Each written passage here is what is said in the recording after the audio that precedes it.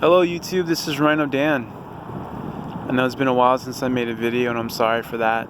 I've just been doing my own thing since COVID happened, just work, going home, hunkering down, trying to survive this crazy times we live in. My mom passed away last night, so I'm making this video more for myself and my grandchildren, and maybe one day I can watch it and remember in case I forget myself. Sorry if the ambient noise, I'm outside and looking at things, trying to keep positive. So there's a wind in the background, and this is the world. So I know it's kind of busy right now with all this stuff going on with everything around me. But so let's go into thoughts. I've been trying to think about this video or my thoughts last night. I couldn't really sleep much in between everything that's going down. I had a while to prepare for my mom's death because she had dementia and she was 89 years old. And I knew when she had her fall 2 years ago that her death was going to come. I just didn't understand how it was going to affect me the way it did, even though I was mentally prepared for it, I thought. So alright, so now is the good part for the grandchildren and future people in my family if they ever watch this video. My mom, who was she? How was she amazing? And what she meant to me? So 44 years ago, I was adopted by my mom and dad. Me and my twin brother were Indian babies. They drove up and picked us up from Vallejo to Washington, grabbed us, adopted us, and made us part of their family when we were 6 months old. So mom and dad's always mom and dad. They're not biologically blood related to me, but they're mom and dad. They're the only mom and dad I know, and they're the only mom and dad that I will ever call mom and dad.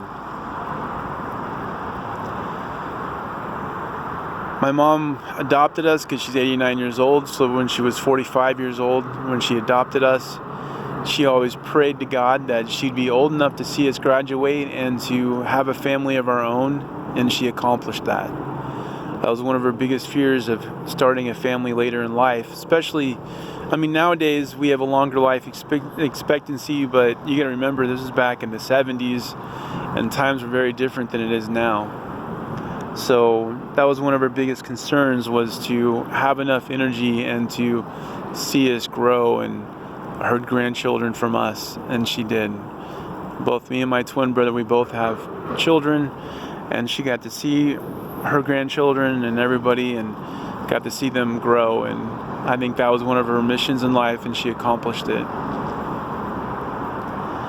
If this video is kind of long, it just is what it is. I don't expect you to, if you guys don't want to watch, I understand, but this is more for myself. It's part of my mourning process. I mean, I'm just trying to make a video so that one day I can watch it and remember where I was this day when my mom passed. To be honest, I don't even know what the date is. I'm not mentally there right now. I'm just trying to figure out what's going on with my family and my own emotional state.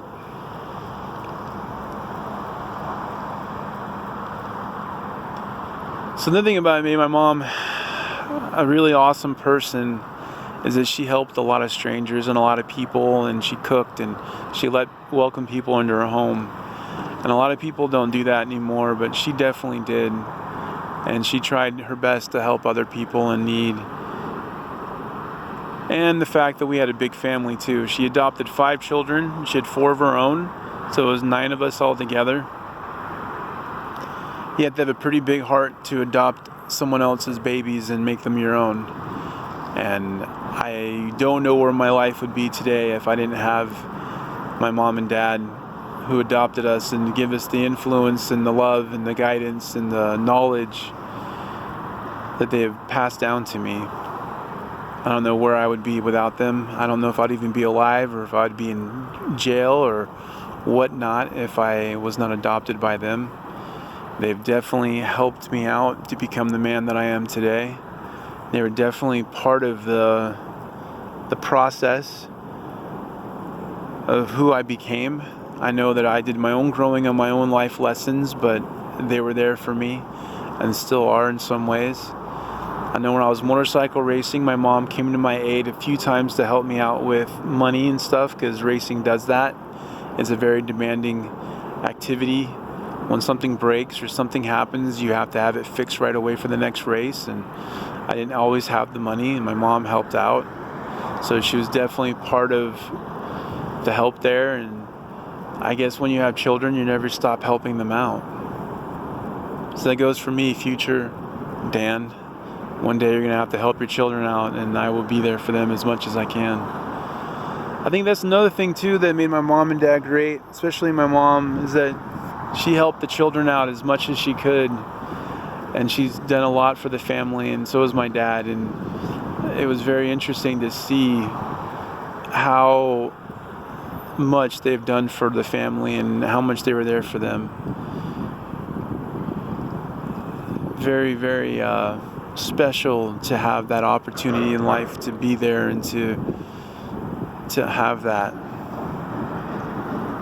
opportunity to see them raise children. And me and my twin brother, we were the youngest of the family, so we got our life lessons. By the time they got to us, they pretty much figured out how to parent. So we got probably the best version of parenting, because they've already had like 7 other kids to practice on. So that was pretty good for us. By the time we rolled around, I mean, they pretty much had it figured out. I mean, they probably could have wrote a book on it by the time they were done. Sorry for the humor. It's just that I just thinking about a lot of things we've been through, and the shenanigans me and my brother pulled, and the freedom they gave us. It was unreal. I mean, my childhood was probably the happiest childhood I could ever ask for. We built forts and threw rocks and climbed trees and built tree houses and played ninja in the backyard and made wooden. My dad taught me how to use a bandsaw. My mom didn't care, but my mom, so this is the interesting thing right here. My mom had she called it a mother's intuition. I think it was the neighborhood watch. But she knew there was this one hill we were not supposed to go to when we were kids on our bicycles.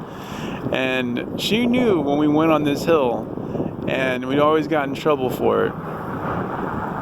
There's a really big hill in Vallejo where I live, and you go down it, and you can get a lot of speed because it's a deep decline. And my mom always told us, don't go down this hill, and she knew when we did.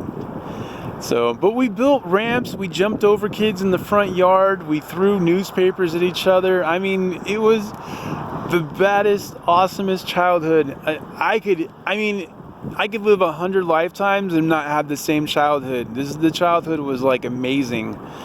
I know everybody's talking about, you didn't have a good childhood. My childhood was great.